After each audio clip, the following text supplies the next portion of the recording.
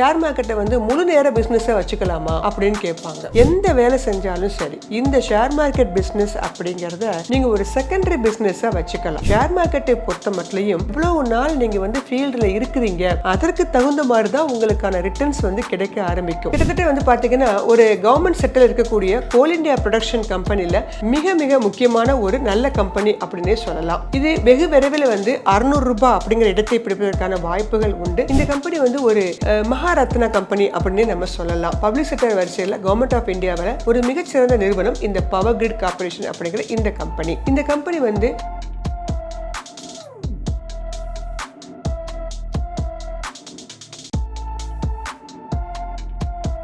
Wealth cafe நேயர்களுக்கு வணக்கம். வார வாரம் வள்ளுவர் வழியில் வர்த்தகம் அப்படின்னு நம்ம வந்து ஒரு ப்ரோக்ராம் பண்ணிட்டு இருக்கோம் இல்லையா? அந்த வகையில நாம இந்த வாரம் பார்க்கக்கூடிய திருக்குறள் என்ன அப்படின்னு கேட்டீங்கன்னா, ஆக்கம் கருதி முதல் இலக்கும் செய்வினை ஊக்கார் அறிவுடையார் அப்படிங்கிற இந்த குறள் தான் நம்ம பார்க்க போறோம். இது என்ன அர்த்தம் என்ன அப்படின்னு கேட்டீங்கன்னா, ரொம்ப ஒரு பெரிய லெவல்ல நமக்கு ஒரு ப்ராஃபிட் கிடைக்கும், நமக்கு நிறைய பணம் கிடைக்கும் அப்படின்னு எதிர்பார்த்து கையில இருக்கக்கூடிய தொழில வந்து இழந்து விட மாட்டாங்க. நல்ல புத்திசாலிகள் அந்த மாதிரி வேலைகளை செய்ய மாட்டாங்க. ஒரு பெரிய லெவல்ல வந்து ஒரு பிசினஸ் ஸ்டார்ட் பண்ணி அதுல நிறைய பணம் கிடைக்குன்னு நம்பிட்டு கையில இருக்கக்கூடிய ஒரு விஷயத்தை வந்து கைவிற்ற கூடாது அப்படிங்கிறது தான் இந்த குறளுடைய அர்த்தம். இது எவ்வாறு நம்மளுடைய ஷேர் மார்க்கெட்டுக்கு பொருந்தும் அப்படின்னு கேட்டீங்கன்னா, ஜெனரலா வந்து என்ன கேட்பாங்கன்னா, ஷேர் மார்க்கெட்டை வந்து முழு நேர பிசினஸா வச்சுக்கலாமா அப்படின்னு கேட்பாங்க. ஏற்கனவே நான் வந்து ஒரு வேலை பண்ணிட்டு இருக்கேன், அந்த வேலையை வந்து நான் குவிட் பண்ணிட்டு நான் விட்டுட்டு நான் இதுல வந்து முழுசா வந்து நான் வந்து இறங்கலாமா அப்படிங்கிற ஒரு கொஸ்டினை வந்து எப்போதுமே ஜெனரலா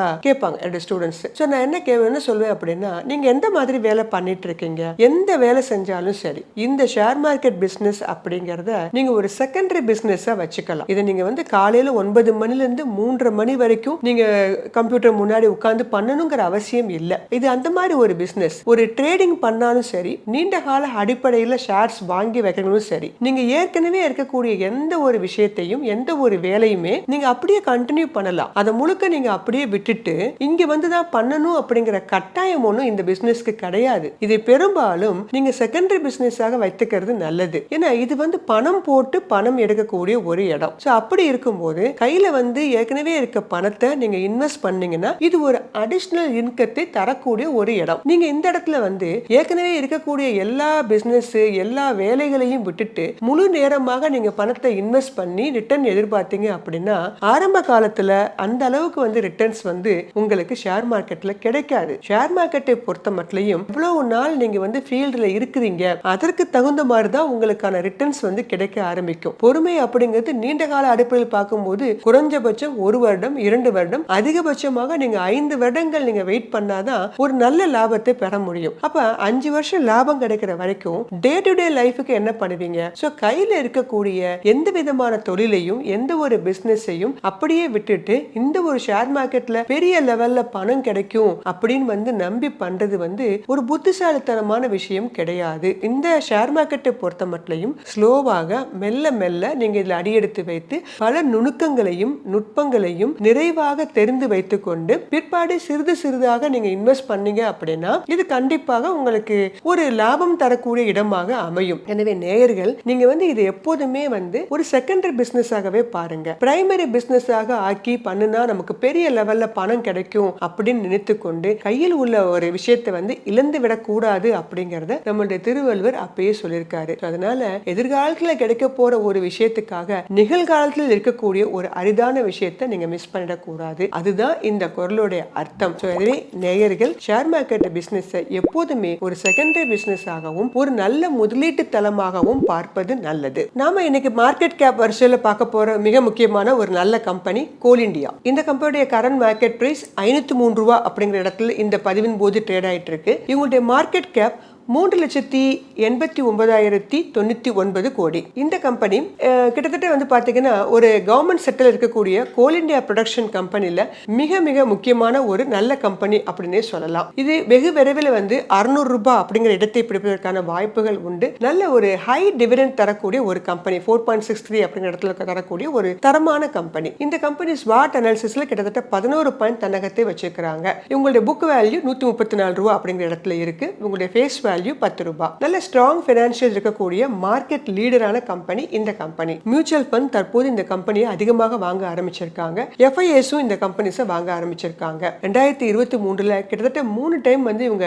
டிவிடெண்ட் வந்து அனௌன்ஸ் பண்ணிருக்காங்க. 2024ல பிப்ரவரியில இவங்க வந்து ஒரு 5 ரூபாய் டிவிடெண்ட் அப்படின்னு வழங்கி வந்திருக்காங்க. இந்த கம்பெனி நெட் ப்ராஃபிட் 36,942 கோடி. Return on equity very high 45% வச்சிருக்காங்க. டெட் ஈக்விட்டி ரொம்ப ரொம்ப கம்மி தான் 0.08 அப்படிங்கிற இடத்துல இருக்கிறாங்க. ப்ரமோட்டர் 63%, எஃப்ஐஐஸ் 8%, டிஐஐ 23% தன்னகத்தை வச்சிருக்காங்க. இவங்களோட நெட் சேல்ஸ் 1,42,323 கோடி. இவங்க எல்லாத்தையும் விட அதிகமான அவங்க காம்படிட்டர் எல்லாரையும் விட அதிகமான இடத்துல இவங்க வந்து நெட் சேல்ஸ் வச்சிருக்காங்க. இந்த கம்பெனி தான் வேர்ல்டுலே லார்ஜஸ்ட் கோல் ப்ரொடியூசிங் கம்பெனி அப்படின்னு சொல்லலாம். வேரியஸ் டைப்ஸ்ல வந்து இவங்க நிலக்கரியை வந்து உற்பத்தி பண்ணிட்டு வர்றாங்க. இந்த கம்பெனி நிறைய கம்பெனிகளுக்கு தெர்மல் பவர் ஜெனரேஷனா இருக்காங்க. ஸ்டீல், சிமெண்ட் கம்பெனிக்கெல்லாம் இவங்க தான் வந்து ஒரு பவர் ஜெனரேஷன் கம்பெனி. இந்த கம்பெனியுடைய பிசினஸ் ஆக்டிவிட்டி பெரும்பாலும் கோல் மைனிங் அப்படின்னே நம்ம சொல்லலாம். கிட்டத்தட்ட 83 மைனிங் ஏரியாஸ் வந்து 8 ஸ்டேட்ஸ்ல இவங்க வந்து வச்சிருக்காங்க.